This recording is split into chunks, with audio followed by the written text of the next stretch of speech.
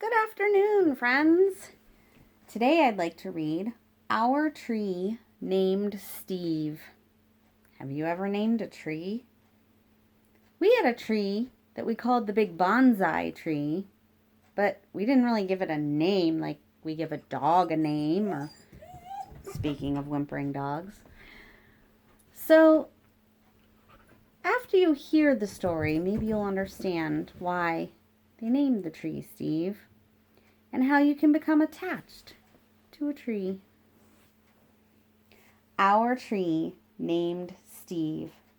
Written by Alan Zweibel, illustrated by David Catrow.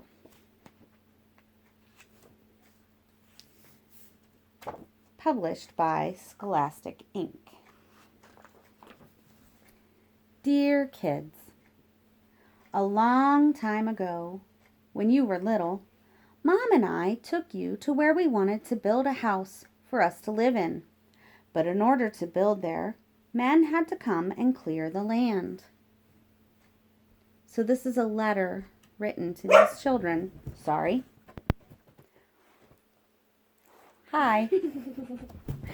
This is a letter written to these children by their parents, explaining how they were going to build a house, and they had to clear the trees from the land so they could put the house there.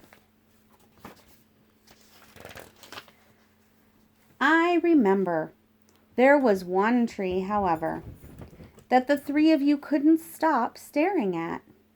Adam thought it was crying. Lindsay said it looked nervous. And Sari, who was only 2 years old, couldn't pronounce the word tree, so she called it Steve. I love you, Steve, she kept saying. And then Adam and Lindsay started saying it. And before too long, Mom and I got the hint and asked the builder to please save Steve.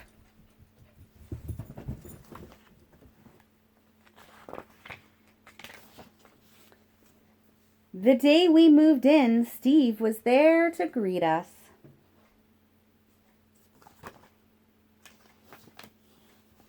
He quickly worked his way into our lives as a swing holder, a target, third base, hiding place, jump rope turner,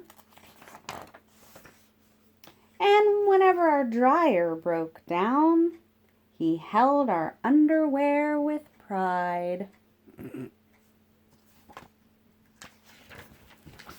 Yes, right there in the center of our yard, this weird-looking tree grew to become the center of our outdoor life. Through all our barbecues, campouts, dance parties, or when Adam and Lindsay started getting crushes on the Simon kids next door, Steve adjusted to our every need. And it wasn't always easy, standing tall through snowstorms in the winter.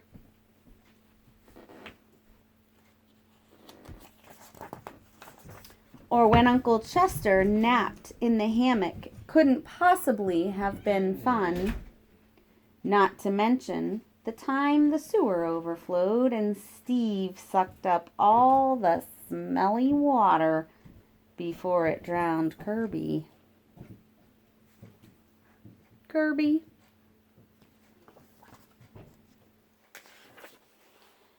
Then got so sick himself that the tree doctor had to give Steve a haircut. That made him look like a big thumb.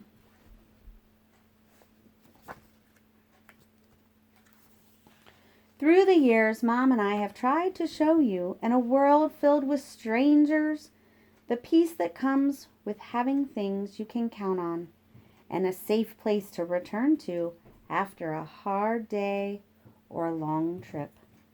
Which brings me to the point of this letter. Last week, a storm hit our area.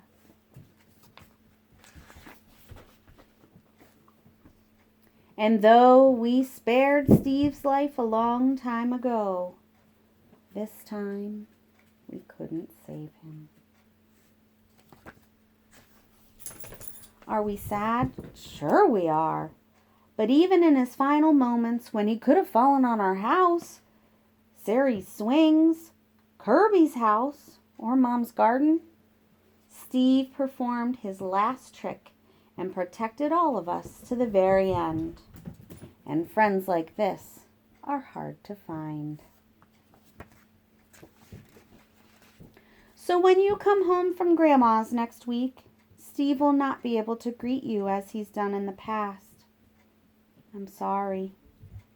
But please know that Steve will always be with us, in our hearts, in our thoughts,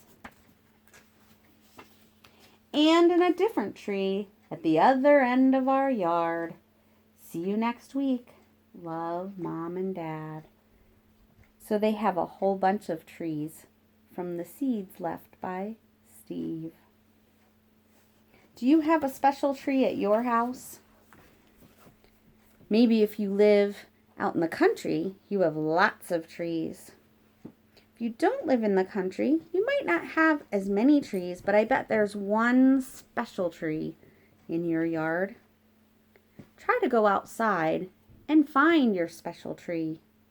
Trees are great. You can read a book under them. You can have a picnic under them. You can put a swing in them. You can play tag and have it be your safe base. You can climb in them, but please be careful.